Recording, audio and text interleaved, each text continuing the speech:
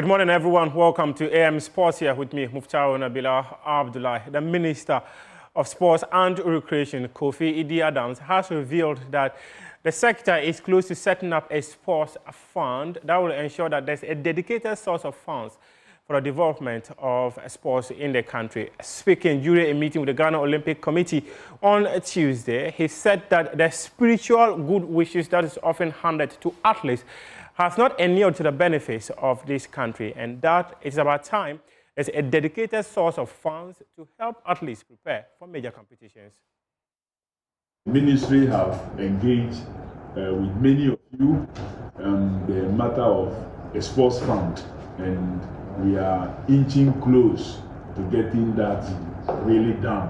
And I believe that when it is done, it will reduce some of the situations where we only give you spiritual support and spiritual backing without the necessary financial backing. We can then move.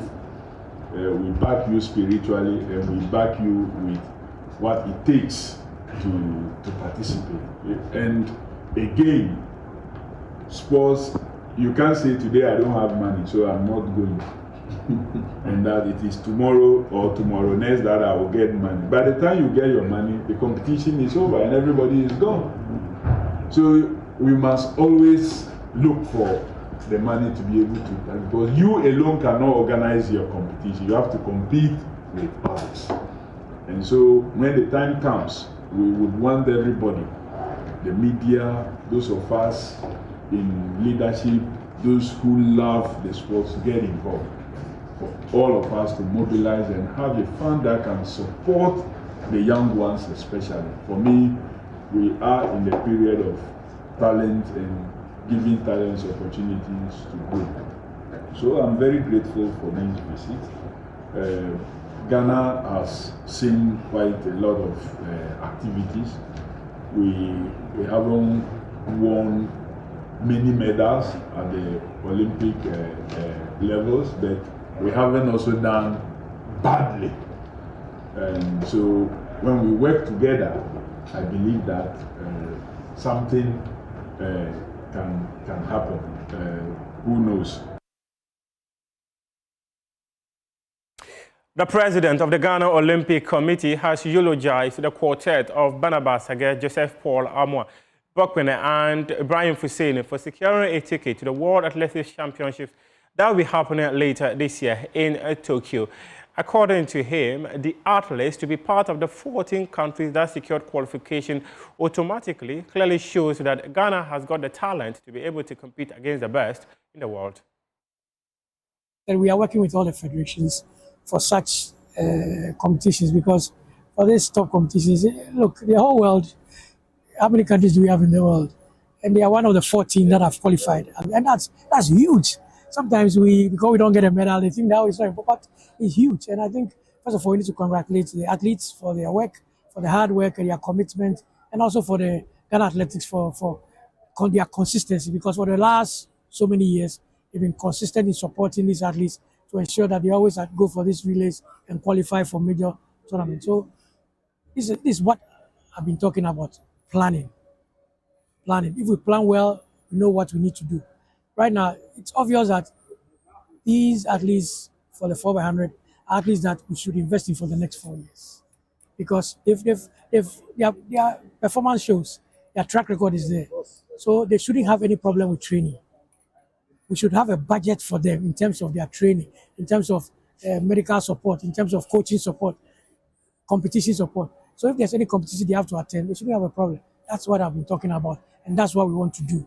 So hopefully, if we finish our engagement, we'll have a plan in place with some funding in place to ensure that if they are going for the World Championships, they don't have a problem. If they have to do some camping, they don't have a problem. So it's important that we talk more and see how we can work together. But what would be your expectation of the athletes, though, at the World Championships? World Athletics? The 4x100 is the trickiest race you can ever think about. I mean, obviously, the favorites are the US, the Jamaica, but every major competition, somebody drops a baton. So what you can do is try and get to the final first. That's the important thing.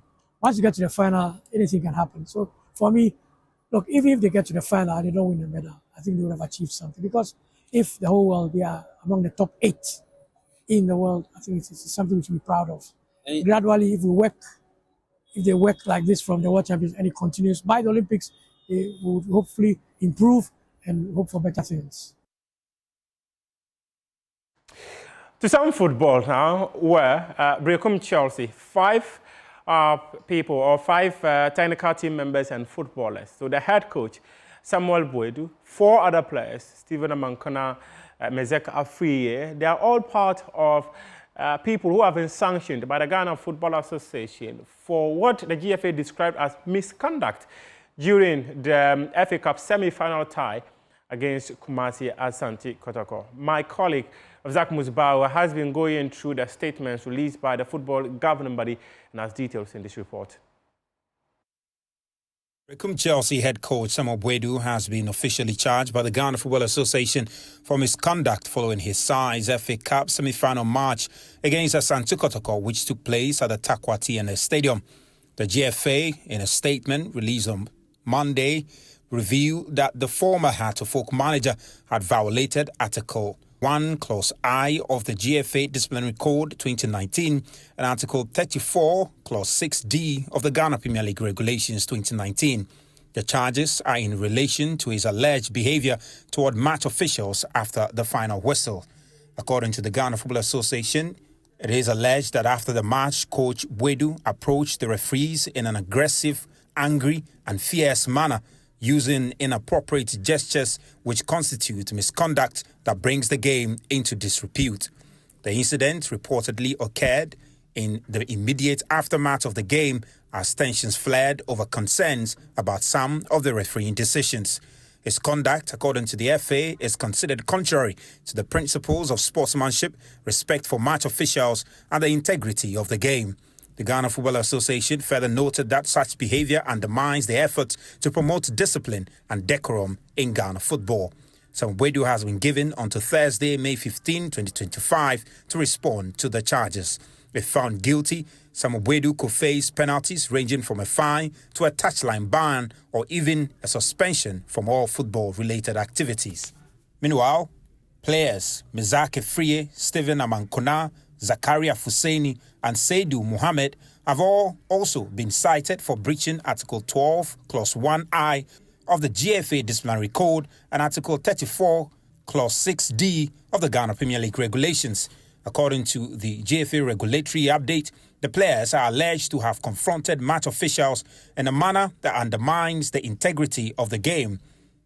The players have also been given until Thursday, May 15, 2025, to respond to the charges. Well, the players will respond to the charges by the Ghana Football Association tomorrow, Thursday.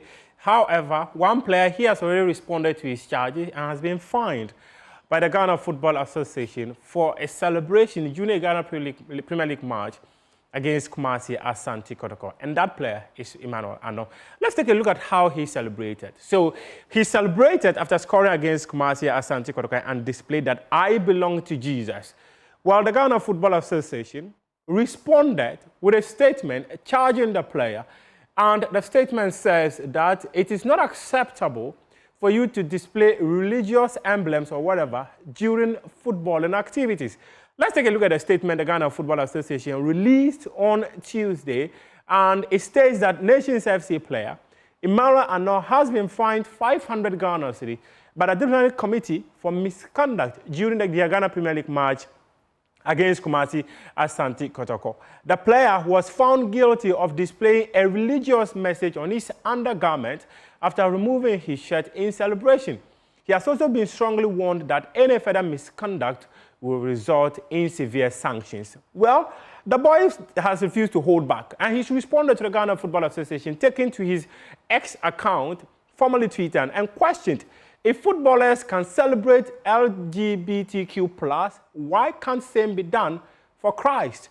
He quizzed the Ghana FA, and in fact, he went further to say that in Romans chapter 14, verses 8, it states that if we live for the Lord, and if we die for the Lord. So whether you live or you die, you belong to the Lord.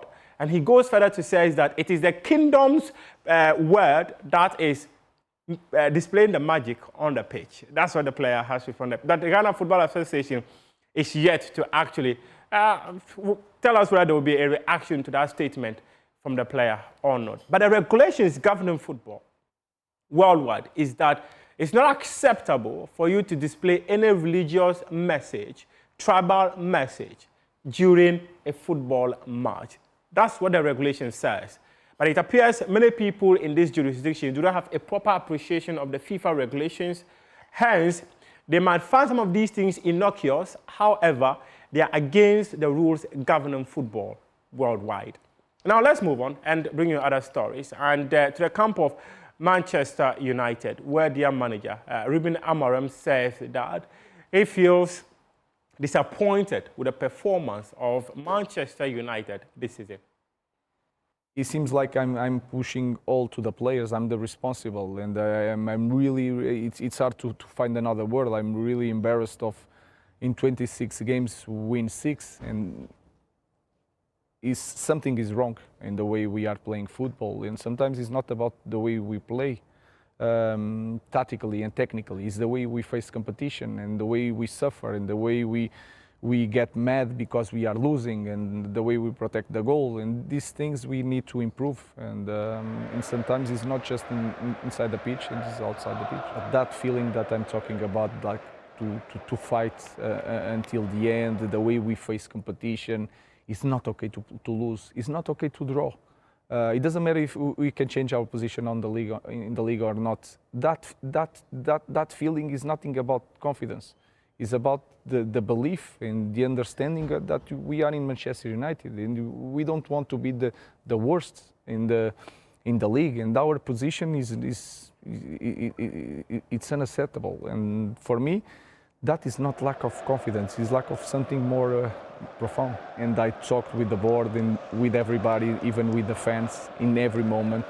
I have a clear feeling that I know what this team needs to be so much better, and that helped me to maintain that level of not go down so much and not so high in some moments. That is your sports for now. We do have more sports stories on myjoyonline.com, and also effective next week, Monday, AM Sports will be coming your way at 6:30 AM. We appreciate your company.